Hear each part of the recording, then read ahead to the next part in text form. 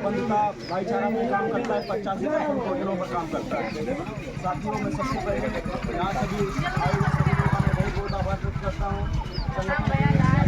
संस्थापक माननीय गौतम जी का बहुत बहुत आभार व्यक्त करता हूँ।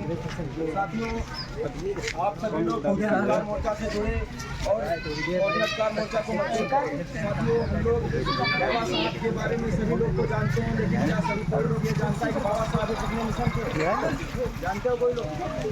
बाबा साहब मैं बताता हूँ आप लोग, बाबा साहब के 4 मिशन थे। नंबर 1 शिक्षा का राष्ट्रीयकरण हो, नंबर 2 का राष्ट्रीयकरण हो, नंबर 3 बैंकों का राष्ट्रीयकरण हो, नंबर 4 उद्योगों का राष्ट्रीयकरण हो। क्या ये चारों मिशन बाबा साहब के पूरे कर पाए कोई लोग? पूरे बाबा साहब ने पूरे अधूरे रहेगा उनके मिशन चारों। तो इन चारों मिशनों को हम लोग सभी लोग मिलकर पूरा करना है। अगर शिक्षा का राष्ट्रीयकरण हो जाता तो इस भारत देश के अंदर 1 नेशन 1 एजुकेशन लागू हो जाता। आज भारत देश के अंदर 13वीं शिक्षा लागू हुई है। IAS CPS का बच्चा अच्छे अच्छे स्कूलों में पढ़ रहा है, नेता मंत्री विधायक का बच्चा विदेशों में पढ़ रहा है और नीट MBBS क्वालिफाई करके आता है। और जो मिडिल फैमिली के लोग होते हैं उनका बच्चा दूसरे स्कूल में पढ़ रहा है। आप लोग बताइए गवर्नमेंट कॉलेज जो है उस गाँव में होता है, अगर यहाँ एक विधायक और थानाध्यक्ष कोई भी अधिकारी का बच्चा पढ़ेगा तो एक टीचर को भी डर भाव बना रहेगा कि अगर स्कूल में जरा सी भी अनुशासन मिलता है, आप नहीं पढ़ाया तो ये लोग हम पे आगे हो सकते हैं। और अगर हम लोगों के बच्चे पढ़ने जाते हैं तो हम लोग क्या कुछ नहीं कर सकते उनका। अगर ये 1 नेशन 1 एजुकेशन लागू हो जाता तो हम लोग सभी लोग शिक्षा समान हो जाती।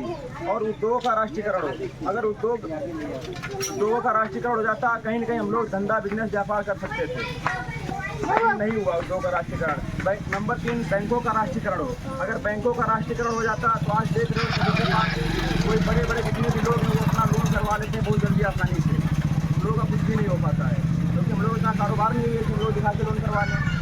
इसीलिए हम लोग नहीं कह रहे नहीं है, इसीलिए बैंकों का राष्ट्रीयकरण नहीं हो पाया। और नंबर 4 भूमि का राष्ट्रीयकरण हो, भूमि का राष्ट्रीयकरण नहीं हो पाया। आज देखो जितने बड़े बड़े गांव में नंबरदार होंगे उनके पास 100, 150, 200 बीघा खेती होगी, लेकिन हमारे बहुजन समाज के पास बहुत ज़्यादा 1 एकड़ के ऊपर नहीं होगी। तो ऐसा ही कोई और जिसके पास ज़्यादा हो, भाई किसी के पास नहीं हो। तो सभी लोग मिलकर चारों मिशन को पूरा हम लोग कर रहे हैं बहुजन मोर्चा के माध्यम से। तो बाबा साहब के 4 मिशन थे।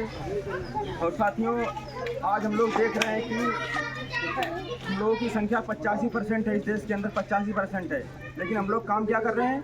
कुछ नहीं। मजा कौन मार रहा है? 15%।